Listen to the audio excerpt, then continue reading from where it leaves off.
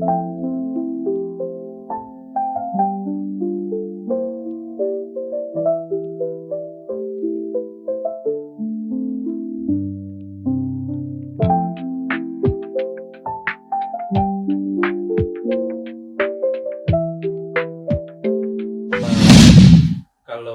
One Team Press itu subordinat presiden ya, karena dibentuk oleh presiden, diusulkan oleh presiden. Tapi kalau nanti DPA itu kan lembaga yang sederajat dengan DPR, dengan presiden. Dalam dilema, satu sisi saya harus menghargai apa yang sudah dihasilkan oleh Balek, yang memang ini diinisiasi oleh Balek, perubahan undang-undang One Team Press menjadi RUU DPA ini. Yang bingung siapa yang menggagas atau siapa yang mengusulkan, ya. Dan kemudian untuk apa, ya. Kenapa demikian? Ini juga penting ya. Dan kemudian kenapa sekarang diajukan? Assalamualaikum warahmatullahi wabarakatuh. Selamat sore, selamat sejahtera buat kita semua, para pemirsa podcast IM Center yang saya hormati, muliakan. Pada kesempatan ini, saya selaku host, Alvan Alfian, kedatangan dua orang tamu yang nanti akan saya ajak untuk berbincang-bincang mengenai isu-isu mutakhir dinamika politik di Indonesia. Yang pertama adalah tidak asing lagi tamu kita kali ini, yaitu Bapak Ikrar Nusa Bakti. Namanya sangat filosofis ini. Ikrar untuk bangsa, ya. Nusa Bakti. Lahir di Jakarta tahun 1957, kemudian kita sudah familiar dengan beliau ini, pernah menjadi peneliti LIPI, dan terakhir adalah Dubes di Tunisia. Jadi Pak Ikrar baru saja kembali ke tanah air setelah menjalankan tugas sebagai Dubes di Tunisia. Sebagai penggantinya teman saya itu, si Yuhairi Misrawi yang di Tunisia. Baik, kemudian narasumber saya atau tamu saya yang kedua, seorang politisi muda, ini Zulfikar Arse Sadikin, politisi Partai Golkar. Nah, tapi kalau seorang itu bukan politisi, politikus. Kalau jamak itu politisi. Bahasa Indonesia itu memang begitu, Pak Ikrar. Jadi ketika seorang politisi itu salah. Yang betul seorang politikus. Karena serapan dari bahasa Belanda, politikus. Jadi kalau jamak banyak politikus itu politisi. Ini itu loh. Pelajaran bahasa Indonesia saya juga baru tahu. Dari saya disalahkan pakar bahasa ketika saya menulis cerpen judulnya seorang politikus. Anda bagaimana ini nggak paham bahasa Indonesia? Masa seorang politikus, seorang seorang politisi. Yang betul adalah seorang politikus. Ya, karena ini seorang maka politikus. Politikus dari serapan dari bahasa Belanda. Jadi Zulfikar Arse Sadikin biasanya pakai marga, enggak ya? Ya kan, karena ayahnya dari Medan. Kalau mau lengkap ada Simatupang. Simatupang. Zulfikar Arse Sadikin Simatupang. Tapi dia sudah sangat Jawa daripada Batak. Karena sejak lahir memang lahir di Jawa. Ayahnya saja yang Simatupang. Lahir 1975. Iya, masih muda sekali. Mas Zulfikar ini lulusan UGM, ilmu politik ya, pemerintahan, ilmu pemerintahan UGM, dan merintis karir di Partai Golkar, kemudian sehingga sudah 2 periode ini terpilih menjadi anggota akan kedua ini, tapi itu kan yang pemilu 2024 kan terpilih lagi. Jadi insya Allah yang kedua ini. dari Dapil Jawa Timur berapa? 3, Banyuwangi, Bondowoso, Situbondo. Daerah Belambangan itu. Tapal Kuda. Tapal Kuda. Tapal Kuda. Anggota Komisi 11 DPR. Ini komisi mata air karena membidangi keuangan. Nah, baik, ini menarik sekali karena dua tamu saya ini mungkin nanti saling melengkapi, saling memiliki argumentasi sendiri, punya perspektif sendiri. Silakan.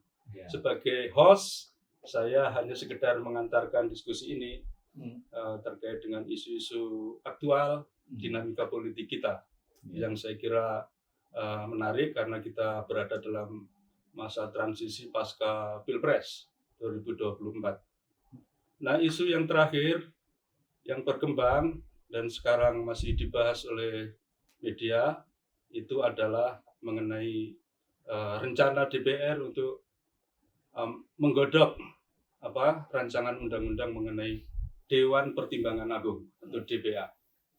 Nah, yang ada selama ini kan Dewan Pertimbangan Presiden.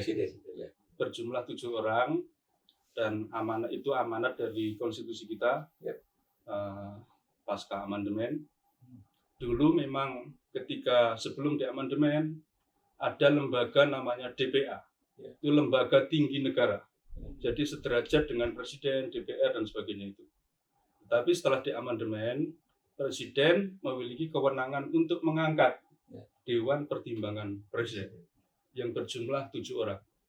Nah, menurut berita yang saya baca dari sosmed, apabila rancangan undang-undang DPA ini yang sekarang menjadi masuk di balik sebagai RUU inisiatif DPR ya, itu jumlah anggota DPA nanti nggak disebutkan, jadi kira-kira unlimited. Nah, ini muncul kecurigaan bahwa DPA nanti kalau disetujui itu adalah tempat untuk mengakomodasi tim sukses. Nah, ya kan presiden terpilih gitu loh, ya kan? Karena kan sebagaimana pengalaman Presiden Jokowi kemarin, tim sukses itu diakomodasi di berbagai bidang. Apakah di bidang politik maupun di bidang BUMN sebagai komisaris-komisaris. Walaupun kemudian politik juga menyebabkan banyak teman-teman saya yang menjadi komisaris keluar. Karena perkembangan politik Pilpres 2024 kemarin menarik sekali. Nah, baik, saya pertama akan berbincang dengan Prof. Anggota DPR dulu. Dia yang tahu dalamnya. Ya, kalau gitu anggota DPR dulu lah. Sebagai informasi awal saja yang diketahui di DPR bagaimana. Jadi bagaimana ceritanya itu sampai muncul rancangan undang-undang DPA di DPR, Pak Yul. Mas Alvan, terima kasih. Prof. Bisa satu meja ini sama Prof. Biasanya saya nonton lewat TV gitu dari kecil. Masih eksis, alhamdulillah. Saya waktu mau diundang ke sini itu Mas Alvan, ya, Prof. Bingung ya, apa yang mau saya sampaikan ini. Saya ada dalam dilema.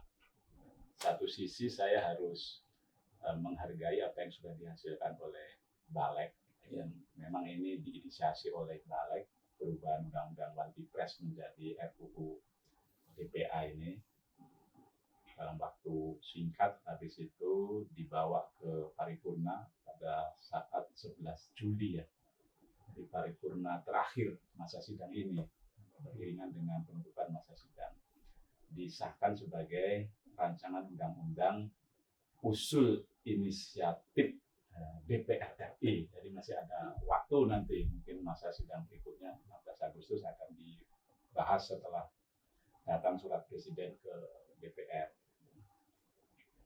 Dilema itu berikutnya ini apa ya, ada sesuatu yang menurut saya tidak pas gitu kalau kita kaitkan dengan undang-undang dasar. Sementara kan Prof. Ikrar, Mas Alvan, kita ini kan salah satu sumpah ketika dilantik menjadi anggota DPR. MPR itu akan menjalankan pemerintahan berdasarkan undang-undang dasar. Surat 45 dan peraturan perundang-undangan ada gitu. Ya, tapi karena ini di podcast yang menurut saya sudah ranah publik, ya saya memberanikan diri. Sebenarnya secara pribadi saya termasuk yang tidak setuju dengan hadirnya perubahan One Team Press ke DPA ini, hadirnya RUU Dewan Pertimbangan Agung ya, Dewan Pertimbangan Agung. Dan saya di Poksi sudah nyatakan bahwa saya tidak setuju karena memang di Undang-Undang Dasar yang sudah diamandemen, tepatnya tahun 2022, Dewan Pertimbangan Agung itu dihapuskan. Ya, dihapuskan itu ya ditiadakan sebenarnya, ya tidak lagi ada lembaga tersebut. Saya tanya ke salah satu anggota DPR MPR Golkar yang mengikuti amandemen tersebut, Kang Agun, Prof. Agun Gunanjar Sudarso. Yeah. Dihapus, tapi kenapa kok masih ada tertulis? Ya, nah, itu karena kita ini amandemen dan itu lebih kepada adendum supaya bab yang ada dalam Undang-Undang Dasar, termasuk pasal yang ada di Undang-Undang Dasar 1945 itu tidak berubah. Jadi tetap 37 pasal, tetap 17 bab kalau nggak salah ya. Tapi karena kita menghargai, istilahnya itu mungkin menghargai pengalaman historik kita, maka digantilah DPA ini dan dimasukkan ke dalam Undang-Undang Dasar di pasal 16. Jadi pasal 16 yang tentang DPA itu dihapuskan, tapi dimasukkan ke bab 2, bab kekuasaan pemerintahan negara. Itu pasal 16 tuh. Di situ ada soal presiden berhak membentuk Dewan Pertimbangan Presiden. Jadi kalau memang mengikuti sumpah kita, anggota DPR nih, pejabat negara yang disumpah harus menjalankan pemerintahan dengan Undang-Undang Dasar, yang mestinya itu nggak tepat gitu ya. Yang ada ya One Team Press itu bisa diadakanlah undang-undang soal One Team Press. Dan kalau kita lacak, Prof, saya sempat baca-baca pada saat founding father kita panitia kecil itu menyusun Undang-Undang Dasar, memang tidak ada perdebatan yang sengit soal Dewan Pertimbangan Agung itu. Bahkan hampir tidak diketahui ini tuh barang apa sebenarnya gitu. Tapi mungkin belajar dari keadaan masyarakat kita yang di setiap struktur pemerintahan itu, terutama mungkin di bawah, ada semacam sesepuh lah yang mendampingi eksekutif atau mendampingi kepala desa atau kepala suku atau raja. Nah, akhirnya diadopsi lah ke dalam Undang-Undang Dasar kita. Iya, sehingga kalaupun toh sudah dihapus, sudah sebenarnya dihapus juga nggak jadi problem, karena memang nggak ada akar apanya gitu ya, akar pemikirannya lah begitu ya. Ya, basis teoritisnya lah. Ya, kira-kira begitulah. Jadi kalau One Team Press itu subordinat presiden ya, karena dibentuk oleh presiden, diusulkan oleh presiden. Tapi kalau nanti DPA itu kan lembaga yang sederajat dengan DPR, dengan presiden, karena lembaga tinggi negara ya. Neben. Ya.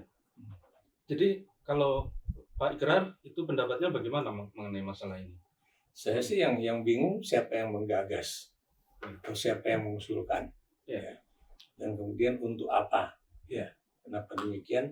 Ini juga penting ya. Dan kemudian kenapa sekarang diajukan? Gitu kan? Maksud saya begini ya. Ini maaf kalau saya berterus terang ya. Padahal Anda tahu kan DPR itu kan juga punya apa yang disebut dengan RUU yang menjadi sesuatu yang sangat penting setiap tahun ya. Saya beri contoh misalnya seperti yang diajukan oleh Menko Polhukam yang lalu ya, Mahfud MD, tentang pengambilan aset ya. Jadi itu satu, dan kemudian yang kedua juga terkait dengan itu persoalan uang kartal itu ya. Jadi transfer uang ya. Kenapa itu harus ditransfer melalui bank supaya semuanya tuh terlihat gitu kan. Dan Pak Mahfud dalam suatu pertemuan ya di Hutan Kayu, beliau mengatakan bahwa itu udah diajukan dari tahun kapan gitu kan, nggak pernah bisa lolos gitu kan.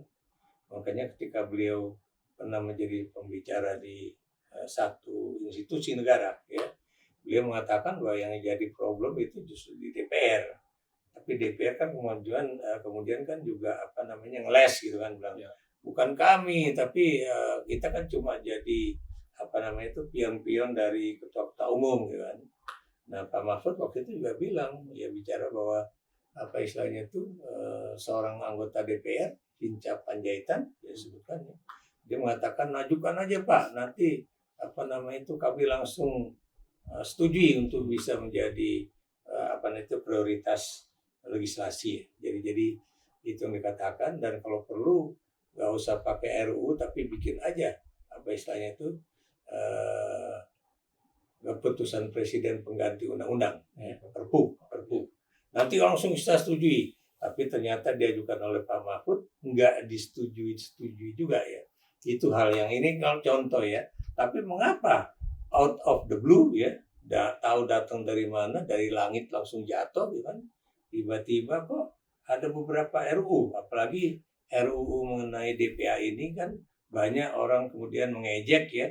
Ini kok bertepatan dengan ketika ketua KPU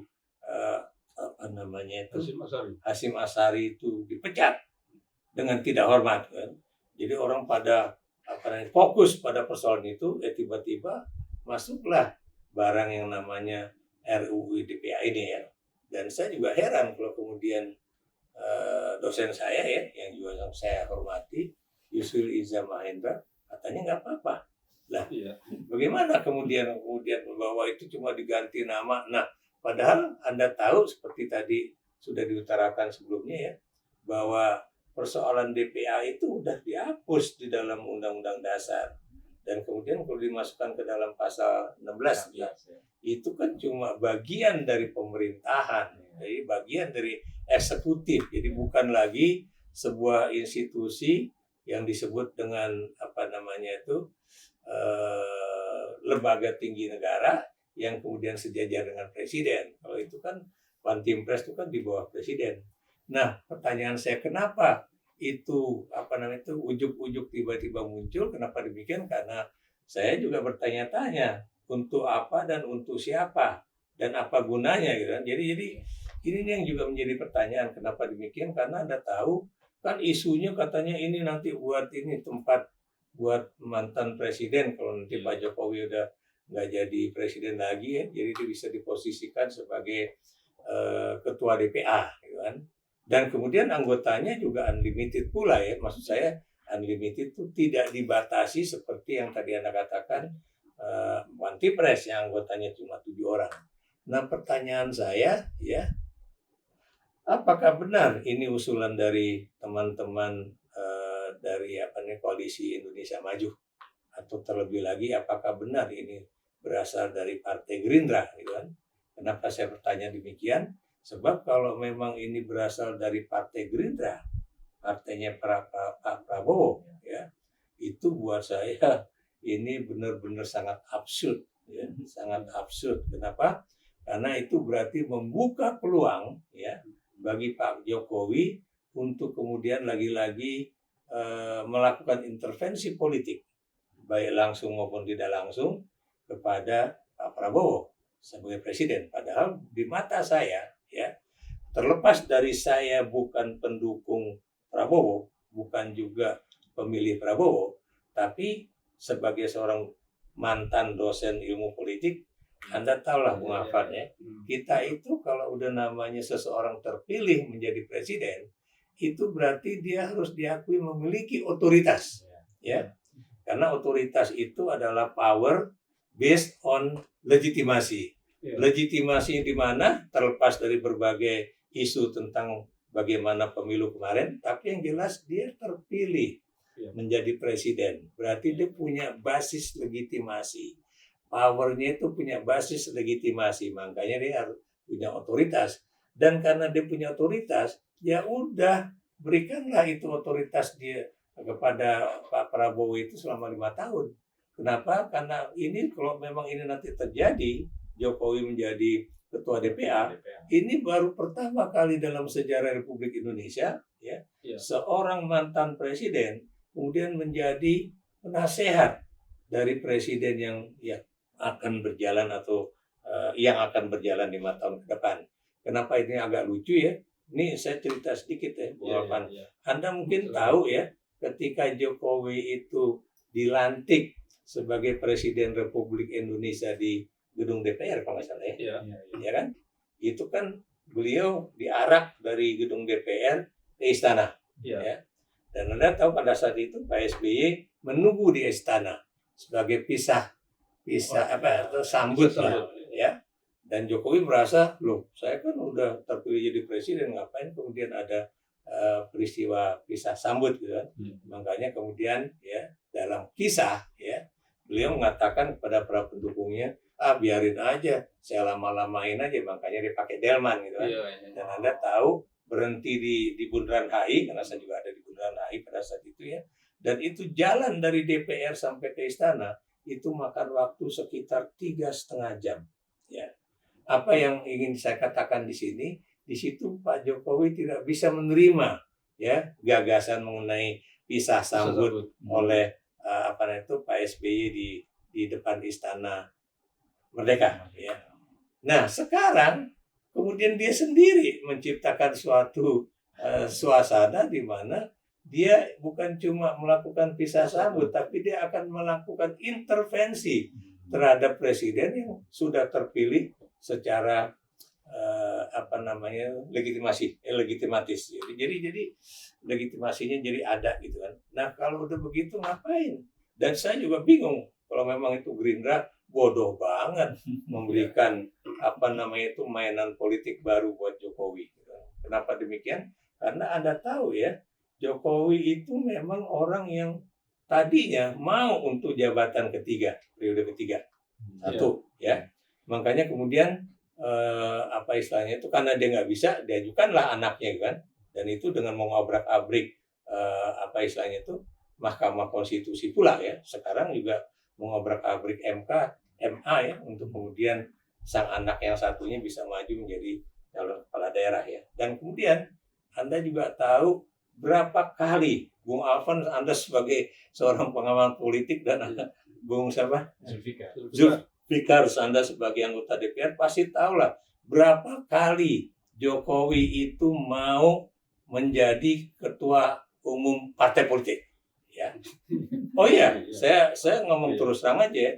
Seorang pengacara itu mengatakan pada saya ya, ketika krisis di dalam Golkar terjadi antara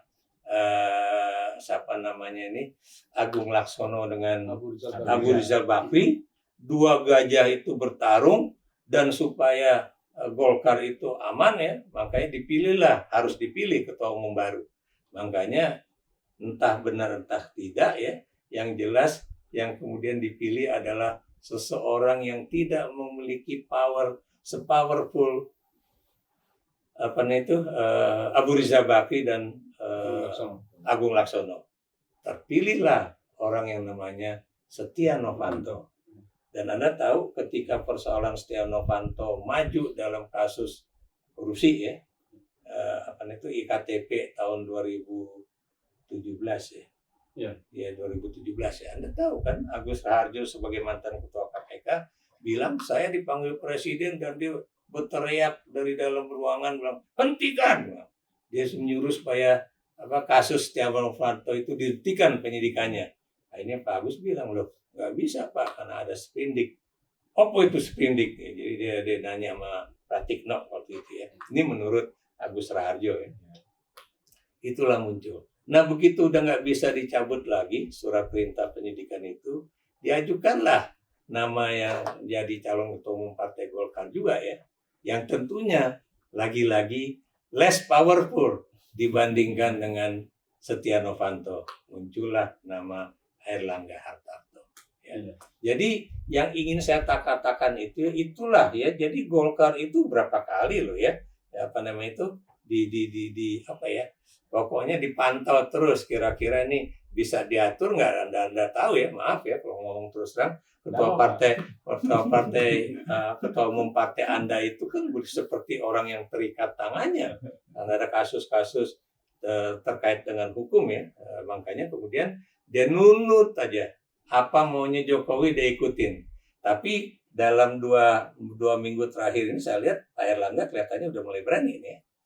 Berani kalau misalnya waktu dia suruh pokoknya nanti yang dimajukan MK siapa namanya Ridwan Kamil dengan Kaisang gitu kan, itu kan hasil mengenai. Tapi kemudian Golkar kemarin kan terakhir bilang enggak, karena bagaimanapun hasil survei menyatakan Ridwan Kamil itu lebih tinggi elektabilitasnya di Jawa Barat ketimbang di DKI Jakarta. Dan memang kemarin Kompas ya 2 hari yang lalu ya, kemarin ya hasil surveinya mengatakan Ridwan Kamil itu cuma nomor 3 gitu kan, di DKI. Jadi itu, tapi Anda lihat bukan cuma isu, nggak selesai sampai situ. Tadinya kan dia juga pengen supaya dia bisa jadi ketua umum partai Golkar atau menjadi dewan pembina ya, dengan berbagai jumpalitan politik dan sebagainya ya. Tapi kemudian teman-teman di Golkar tampaknya nggak mau mengubah bahwa Desember itulah bulan di mana musyawarah nasional Partai Golkar akan diadakan. Iya. Anda juga tahu kemudian siapa yang kemudian dipingin dia mau jadi ketua umum Partai Golkar nggak jadi, dia mau jadi apa? Dia tadinya juga mau jadi ketua umum partai PDIP ya, tapi Anda tahu dibongkar sama Hasto, makanya rame. Tapi yang terakhir PSI ya, Anda tahu anaknya baru 2 hari jadi anggota PSI langsung jadi ketua umum ya, dan itu sejak 2019 loh Bung Afan ya, usaha untuk itu. Dan Anda tahu akhirnya terjadi berbusa-busa dia berteriak di dalam pemilu legislatif kemarin bahwa PSI menang pasti menang gitu kan, PSI partainya Jokowi gitu kan, PSI is me gitu, maksudnya ismi itu maksudnya dia gitu kan. Anda tahu ya, nggak bisa, maksudnya PSI nggak jadi masuk ke parlemen ya. Kenapa demikian? Karena saya yakin teman-teman di Partai Golkar dan di Gerindra juga nggak suka lah, apa nih partai baru kok tiba-tiba langsung mau masuk parlemen. Udah gitu ada gagasan pula lagi dari Jeffrey Giovanni ya, untuk menjadikan Jokowi sebagai koordinator partai-partai pendukung Prabowo. Iya. Itu kan naif sekali, maksud saya begitu transparannya ya untuk meletakkan Jokowi sebagai seakan-akan orang top of the top gitu kan di antara para politisi di Republik ini. Padahal Anda tahu ya, biar bagaimanapun harusnya Prabowo juga sadar ngapain ngasih tempat, karena dia nanti sulit juga bergerak. Dan ini juga malah menimbulkan satu friksi politik baru gitu kan. Apalagi Anda tahu ya, Jokowi kan ingin menjadi orang yang punya power untuk melakukan intervensi. Untuk apa? Pasti untuk anaknya di 2029 yang akan datang. Ya. Makanya saya berusaha supaya tetap berdoa mudah-mudahan Prabowo panjang umur. Supaya dia tetap bisa jadi presiden sampai 5 tahun dan terpilih lagi pada 2029 yang akan datang. Kenapa? Ini bukan persoalan apa-apa, karena saya adalah orang yang tidak suka dan tidak menyetujui adanya dinasti politik. Itu aja. Kita lanjutkan lagi. Ya. Gagasan mengenai RUU DPA ini muncul. Sebelumnya muncul gagasan atau rumor mengenai perlunya presidential club. Nah, itu munculnya dari Prabowo sendiri. Ya kan, Pak Prabowo menginginkan ada presidential club. Nah, presidential club itu bentuknya seperti apa? Mungkin barangkali ini terjemahannya. Kan karena itulah kalau awalnya dari gagasan presidential club dan kemudian Partai Gerindra mengusulkan RUU DPA itu lebih masuk akal. Jadi kira-kira apakah begitu Pak Jul? Mestinya nih yang diundang anggota DPR RI balik dari Gerindra. Iya. Ya memang sebelumnya ada RUU Kementerian Negara yang mau dirubah juga ya, kalau ada isu Presidensial Club itu. Tapi Prof Ikrar, saya baca juga ya, ternyata ya kan, BPA itu dibentuk 25 September 1945 oleh Bung Karno. Jumlah anggotanya 11 waktu itu. Ya. Siapa ketua pertamanya? Ketua pertamanya itu R. Margono Joyo Hadikusumo. Oh ya. Bapaknya, kakeknya Kakeknya Pak Prabowo. Prabowo. mbahnya Prabowo, Ya, bapaknya Pak Hasim. bapaknya ini Pak Cung. Apakah itu Pak ada kaitannya Sumitro. juga dengan yang dibilang Mas Alvan soal Iya. presidensial? Tapi itu saya nggak tahu. Iya. Tapi yang jelas yang menarik dari Prof Ikra itu memang dari pengalaman kita pemilu ini, menurut saya kalau kita mau evaluasi, kalau kita mau refleksi, ya kita ini memang masih belum kuat gitu ya, punya komitmen untuk benar-benar menjalankan pemerintahan itu atas dasar Undang-Undang Dasar hasil amandemen. Ya. Itu yang perlu kita Garis bawah kita ini. kasih garis bawah gitu ya. Setiap orang politisi itu saya lihat sih ketika terpilih itu berpikirnya ingin memaksimalkan gitu ya, memaksimalkan kekuasaan. Padahal semangat dari reformasi yang dituangkan dalam Undang-Undang Dasar itu sebenarnya tindakan kita, siapapun kita, kalau kita berkuasa itu harus ada dasar pijakannya kan gitu. Sebenarnya kan gitu semangat reformasi yang dituangkan di 4 kali amandemen itu. Harus bisa dibenarkan oleh hukum kan gitu mestinya tuh. Nah, ini ternyata kok belakangan ini justru dana itu mungkin yang perlulah ke depan Ya. itu ya kan. Saya kira karena memang ada contoh modelnya Pak Zul. Ketika Undang-Undang tentang Ibu Kota Negara UU-IKN muncul, gitu loh. Dan itu cepat sekali pembahasannya. Iya. Kenapa tidak dilakukan amandemen dulu Undang-Undang Dasar sebagai pijakan yang kuat pemindahan ibu kota, tapi langsung Bill Script serangan kilat muncul Undang-Undang IKN.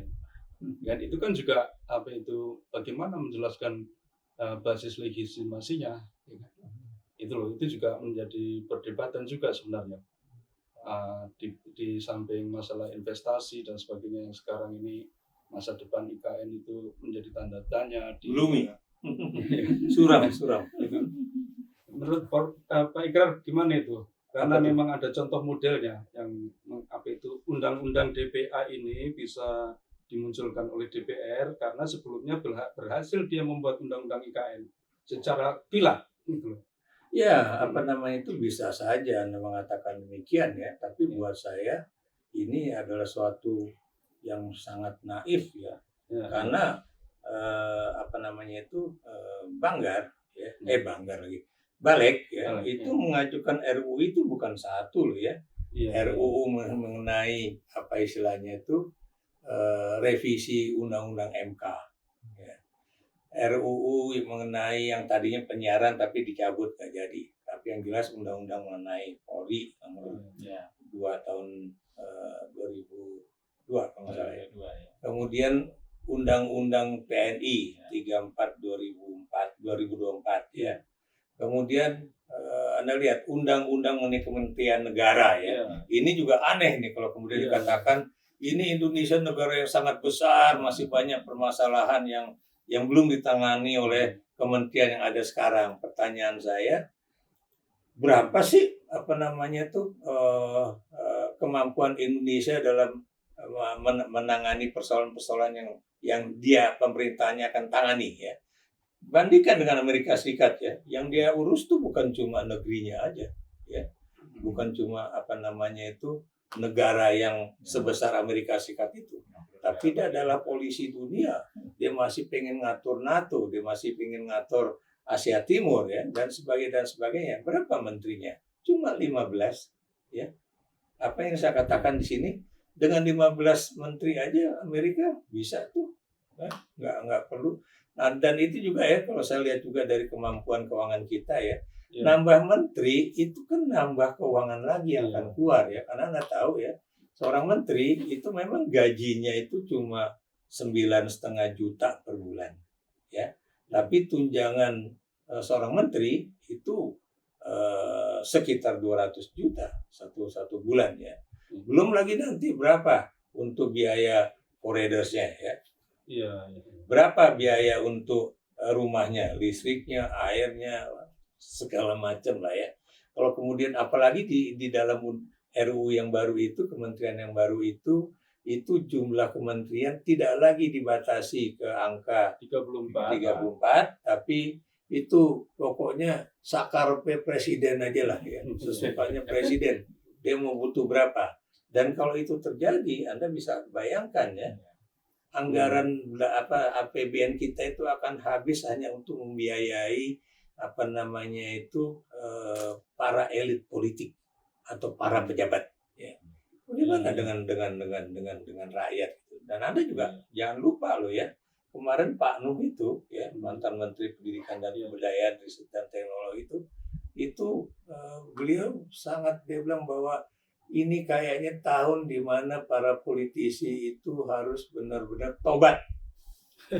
Kenapa demikian? Karena Anda bisa bayangkan, ya, anggaran untuk pendidikan yang orang ribut katanya itu sekian 20%. Bukan, yang 20% itu yang nilainya itu 450 triliun, ya. Itu kan orang ributnya bahwa ini cuma sekian yang kemudian untuk perguruan tinggi, tapi banyak untuk perguruan tinggi kedinasan. Ya. Tadinya kan ributnya ke situ. Ya. Tapi ternyata Pak Nuh langsung bawa nih informasi, bukan itu. Ternyata 52% dari anggaran pendidikan, ya, yang ini untuk lagi-lagi menciptakan sumber daya manusia yang harus benar-benar baik untuk menjadikan Indonesia itu survive, bukan sampai 2045, tapi dalam kompetisi antar negara. Ternyata 52%-nya itu diambil untuk dana desa. Itu yang makanya orang-orang pada curiga. Jangan-jangan ini buat bansos terselubung yang kemarin dipakai pada pemilu 2024 kemarin, ya, khususnya pemilu presiden, ya. Dan ini yang harus dikemukakan juga, ya, sama Menteri Pendidikan dan juga Sri Mulyani sebagai Menteri Keuangan. Apakah yang dikatakan oleh Pak Nuh itu benar adanya? Kalau mau benar, sedih banget, ya, sedih banget. Apalagi kemudian Presiden sambil mukanya kelihatan sedih. Saya sedih karena ternyata pendidikan kita, kesehatan kita masih sangat rendah. Makanya orang langsung ledek, lo ngapain aja 10 tahun, ya? Janji nawacitamu untuk kemudian ingin membangun sumber daya manusia Republik Indonesia yang tangguh, kuat, pinter, bisa berkompetisi dengan negara lain, mana, ya? Janji yang katanya di setiap kecamatan punya puskesmas tercapai nggak, gitu kan? Nah itu aja yang kemudian kita pertanyakan, ya. Dan saya berani mengatakan, ya, bahwa Jokowi itu pada akhirnya terbuka kedoknya bahwa dia tidak melihat atau dia bukan orang yang ingin memajukan negara dan bangsa ini, tapi dia lebih terikat kepada bagaimana memajukan anak mantunya, ya, atau dinastinya. Jadi saya lebih melihat dia sebagai orang yang lebih berpikir mengenai bagaimana masa depan dinastinya ketimbang masa depan anak-anak Indonesia, anak-anak cucu saya dan sebagainya dan sebagainya. Saya kira mungkin tema tersendiri yang menarik juga kita bahas. Saya harus berani ngomong gitu, ini karena ini berkaitan dengan DPA. Dia mau jadi ketua DPA, ngapain dia jadi ketua DPA, dan ngapain dia ngatur-ngatur Prabowo juga, gitu kan? Ya, baik. Pak Yul, ini sebagai anggota DPR Anda ini, ya. Kira-kira yang dikatakan Pak Ikrar tadi bahwa yang mana? Ada undang-undang RUU DPA kalau seandainya menjadi undang-undang nanti, sebelumnya sudah ada RUU Kementerian Negara dan sebagainya, tadi jumlah menteri menjadi terserah presiden dari yang sebelumnya 34. Apakah itu tidak akan membuat blunder kira-kira ke presiden terpilih itu Pak Prabowo sendiri nanti? Ya kalau secara politik sih bisa jadi ke sana. Tapi saya kan lebih tidak bicara politik dalam pengertian perilakunya, gitu, ya. Tapi lebih kepada kita ini ketika menjabat itu ada yang mengikat kita kan gitu ya. Yang mengikat kita itu saya bilang sekali lagi sumpah itu mengikatkan kita kepada harus menjalankan undang-undang dasar dan peraturan. Nah, ini ya undang-undang dasarnya ini loh. Undang-undang dasarnya itu sudah 4 kali diamandemen ya kan. Dan sudah berubah drastis gitu ya. Nah, mestinya kan orientasi utama kita sebagai pejabat negara ya menjalankan itu dengan sungguh itu ya. Nah, itu dulu semestinya kan. Ternyata kalau kita cermati uraian dari Pak Ikrar tadi, masih ada celah-celahnya untuk diakal-akali dalam praktek kekuasaan, sehingga kemudian idealitas itu tidak tercermin dalam realitas kekuasaan kita. Apakah undang-undang dasar kita itu perlu diamandemen lagi? Atau sementara kelompok masyarakat juga menginginkan kembali saja ke Undang-Undang Dasar 45 yang asli. Nah, ini yang menarik, Prof. Ya.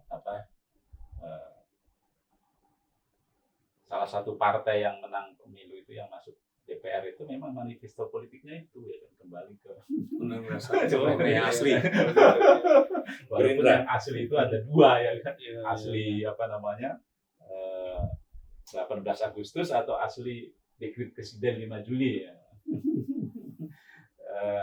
Sebenarnya soal amandemen sih secara akademik itu bisa saja kan? Tapi yang jadi soal itu sesungguhnya akar masalah kita ini apa sih dalam politik kita itu ya? Sebelum kita berpikir ingin mengamandemen begitu ya Undang-Undang Dasar 45 itu. Kalau saya sih karena memang selama ini kita nggak sungguh-sungguh menjalankan Undang-Undang Dasar hasil amandemen itu. Iya, itu yang jadi problem kita itu. Ya, oke. Saya sekarang ingin nanya masalah perspektif budaya politik, Pak Ikrar. Jadi kita jadi ingat, apakah ini praktek kekuasaan kita itu merupakan cermin dari refleksi paham kekuasaan Jawa, ya kan? Karena Dewan Pertimbangan Agung itu kan seolah-olah penasihat raja-raja, agung gitu ya. Dan kemudian politik dinasti yang Anda sebut-sebut tadi, itu sudah lazim dalam kerajaan-kerajaan Jawa kuno Mataram ini. Dan suksesi kekuasaan selalu dinasti. Nah sekarang itu kan sepertinya neo Mataram. Apakah Anda setuju dengan hal ini? Ya, saya sebetulnya ketika saya menulis di Harian Kompas kuasa memanggu lupa itu saya sudah kemukakan dalam gagasan kekuasaan dalam budaya Jawa itu kuasa menanggung lupa itu milik gendong lali. Betul itu. Milik gendong lali. Ya. Jadi itu orang Jawa itu selalu melihat bahwa kekuasaan itu tunggal, tidak terbagi-bagi.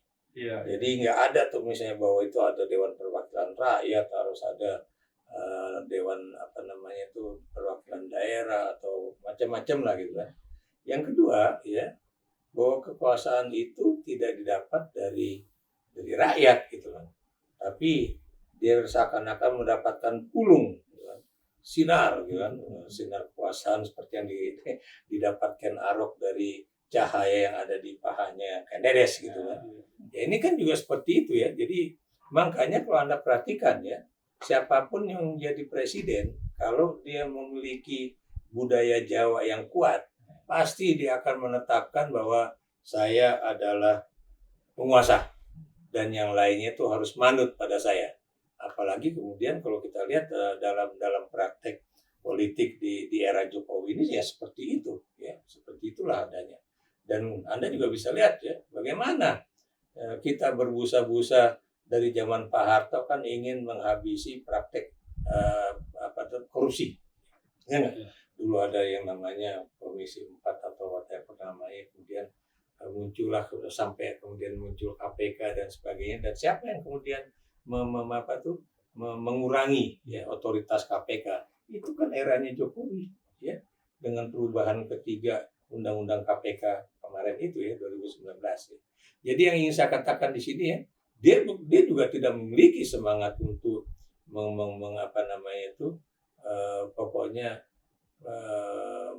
menangkap orang-orang yang koruptor itu, tapi malah dijadikan sandera-sandera politik ya, yang pada tingkatan nasional Anda tahu lah ya, bagaimana pimpinan-pimpinan partai disandera yang punya kasus-kasus politik, pada tingkatan daerah juga gitu, harus manut pada keinginan dia ya. Makanya kalau Anda perhatikan bagaimana misalnya seorang kepala daerah di daerah Anda ya, kemudian bisa mengubah posisinya yang tadi dia bilang bahwa saya belum tahu mendukung pasangan yang mana, tapi begitu ada selentingan bahwa dia akan di KPK-kan atas dasar dugaan korupsi yang terjadi pada saat dia jadi menteri, langsung besoknya berubah. Ini kan contoh-contoh aja ya. Jadi itulah ya, seakan-akan yang namanya presiden itu ekuivalen dengan raja-raja zaman Mataram dulu ya, dan kemudian seakan-akan dia bisa membangun dinasti. Padahal kita tahu yang namanya republik ya, itu bukan kerajaan. Republik itu adalah suatu sistem kenegaraan yang terkait dengan demokrasi, bagaimana praktik demokrasi ada. Dan sekarang dia juga mau mempermainkan seakan-akan kalau udah ada pemilu, mereka menentukan siapa yang akan menjadi calon presiden, dia menentukan siapa akan menjadi calon anggota legislatif, dan katanya itu kan pilihan rakyat. Emangnya rakyat menentukan siapa akan menjadi calon presiden sejak awal seperti yang terjadi di Amerika Serikat misalnya. Jadi ya seperti itulah, Bung. Jadi saya melihat bahwa rakyat itu dipermainkan ya, dijadikan pelengkap penderita di dalam sistem politik Indonesia, khususnya pada pemilu. Ya, baik, ini yang terakhir. Apa yang hendak Anda katakan Pak Zul mengenai politik kita ke depan? Apa harapan Anda dengan pemerintahan baru Prabowo Gibran ini ke depan? Menurut saya fokus saja kepada apa yang harus dia kerjakan lah, gitu. Tanpa harus quote-unquote memaksimalkan kekuasaan. Kalau kita memang bekerja sungguh-sungguh mewujudkan apa yang sudah pernah disampaikan dan rakyat sangat menerima serta mengapresiasi dan manfaat, itu nanti ada penilaian tersendiri dari masyarakat. Itu yang mestinya dilakukan gitu. Kalau menambah kementerian itu kan bukan masalah kita. Masalah kita itu dengan kementerian yang ada saja belum maksimal gitu. Solusinya bukan menambah, tapi memaksimalkan yang ada dengan mencari apa akar masalah tidak maksimal, kan begitu. Nah, itulah tugas, mestinya itulah tugas pemimpin. Mudah-mudahan presiden terpilih, wapres terpilih bisa membawa kita menuju keadaan yang lebih baik dengan satu, tunduk kepada Undang-Undang Dasar hasil amandemen. Ya, Pak Ikrar, bagaimana? Ya, kalau saya boleh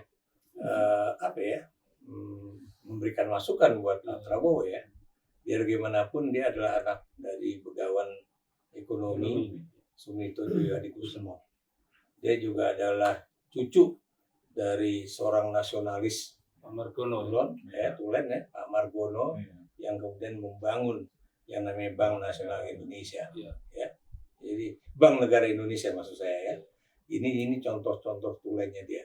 Dan dia juga menyandang nama dari pamannya, Subianto, seorang prajurit yang mati dalam pertempuran di wilayah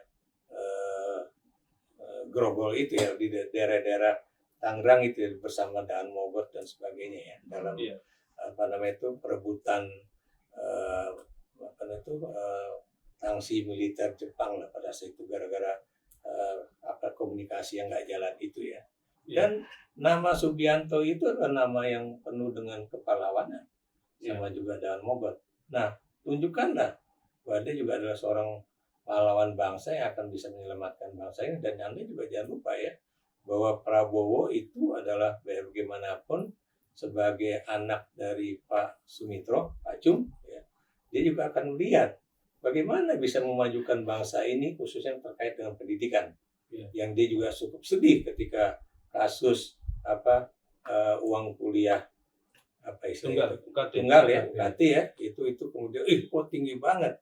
Nah, kalau kemudian ada usulan dari beberapa ahli dalam bidang pendidikan atau public policy mengatakan bahwa kalau bisa SD, SMP, bahkan ya dari TK, SD, SMP, SMA, universitas berikan gratis, dan itu benar-benar itu public goods, bukan elite good, bukan orang pinter good gitu. Jadi maksud saya good itu barang ya. Jadi itu harus jadi barang bagi seluruh warga negara Indonesia. Jadi semua orang harus bisa menikmati itu. Jangan kemudian mahalnya auzubillah min zalik itu cuma bisa orang kaya yang masuk universitas negeri nanti ya. Iya. Dan kemudian dia juga misalnya kalau dia ingin meningkatkan gizi anak-anak Indonesia, kalau buat saya sih tidak dengan makan siang gratis, tapi dengan pendidikan kepada orang tua mengenai betapa pentingnya gizi, protein buat anak.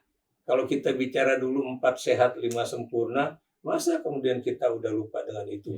Kalau kita sebagai negara yang boleh dikatakan maritim banyak ikannya, masa anak-anak Indonesia tidak diajari untuk makan ikan yang benar-benar fresh? Jangan makan ikan kalengan begitu kan? Jadi ini contoh-contoh aja. Kenapa saya ngomong begitu? Karena persoalan stunting itu atau gizi buruk itu bukan persoalan orang miskin. Itu persoalan dari yang juga terjadi pada orang-orang kaya dan orang-orang yang terserang berpendidikan, yang kemudian memberikan makan pada anak-anaknya tidak sesuai dengan yang tadi saya katakan 4 sehat 5 sempurna, kemudian harus dengan ada buah-buahan, ada sayuran, ada protein hewani juga ya. Yang itu yang kemudian menyebabkan tidak sedikit anak-anak itu kemudian bukan cuma stunting loh, Bung. Anda tahu ya, bukan cuma itu ya. Kalau Anda kurang gizi ya, kalau Anda 1 sampai 5 tahun atau 0 ketika dalam kandungan, sampai 5 tahun ibu kita atau keluarga kita tidak memberikan gizi yang baik, otak Anda tentunya tidak akan mengalami satu perkembangan yang cukup baik ya. Tekor lah ya. Dan itu kemudian kita nggak usah bicara mengenai kompetisi di masa depan, karena itu berarti kita tidak memberikan kesempatan pada anak-anak kita, cucu-cucu kita, cicit-cicit kita untuk kemudian bisa memiliki otak-otak yang brilian dan kemudian juga gizi yang baik. Maaf, saya sekarang lagi nonton Ruang Guru ya. Dan buat saya harusnya Jokowi lihat itu supaya dia bisa melihat ya apakah tepat dia menjadikan anak-anaknya ya itu kemudian menjadi calon presiden dan juga kepala daerah. Sementara tidak sedikit anak-anak Indonesia dan sebagian juga bukan anak-anak orang kaya ya. Kemudian mereka sekarang bisa menikmati pendidikan tinggi baik di UI, di UGM, di ITB ya, dan juga di luar negeri ya. Dengan apa? Dengan satu semangat, yaitu bukan pinter yang menyebabkan orang itu hebat, tapi rajin dan punya gizi yang baik. Itu adalah jauh lebih baik. Kita tiba di penghujung perbincangan ini, nggak terasa sudah 1 jam ya lebih ya. Jadi berangkat dari membicarakan masalah DPA dan sebagainya tadi, muncul kritik-kritik yang tajam dari Pak Ikrar mengenai praktek kekuasaan di Indonesia mutakhir ini, ya kan? Tetapi kemudian juga disertai harapan terhadap pemerintahan ke depan ini, semoga menjadi lebih baik lah, melakukan evaluasi diri. Tadi juga Pak Ikrar mengatakan Pak Prabowo ini presiden intelektual sebenarnya. Karena dia ini selain anak cucu orang yang memiliki tradisi intelektual, juga dia bisa berbahasa bermacam-macam itu, Inggris, Prancis, Jerman juga. Itu kan luar biasa. Tidak semua presiden kita seperti Prabowo loh Pak. Itu bisa bahasa Prancis segala macam itu. Dan dia hobinya membaca, Pak Prabowo ini. Mudah-mudahan wawasan yang luas dari dia membaca, dari dia bergaul dengan berbagai macam bangsa, menjadikan dia lebih wise dalam menjadikan dirinya sebagai seorang presiden primus inter pares ini, karena seorang presiden primus inter pares. Jadi dia mestinya lebih tinggi dari yang lain-lain dalam sistem presidensial ya kan? Termasuk DPA dan sebagainya tadi. Karena sistem presidensial, presiden seorang primus inter pares, penjelasan dari Cak Nur itu di masa lalu. Ya. Baik, kita berharap mudah-mudahan hari esok lebih baik dari kemarin dan hari ini. Ya. Terima kasih atas perhatiannya. Kami ucapkan terima kasih ke Pak Ikrar Nusa Bakti. Terima kasih juga undangannya. Channel. Pak Zulfikar RC Sadikin, Ya. sahabat saya yang apa itu Murid anggota Mas DPR ini. Suka merendah. Enggak. Akhirnya saya ucapkan terima kasih atas perhatian kita semua. Mudah-mudahan apa itu acara ini bermanfaat. Terima kasih. Assalamualaikum warahmatullahi wabarakatuh. Selamat sore dan salam sejahtera. Salam.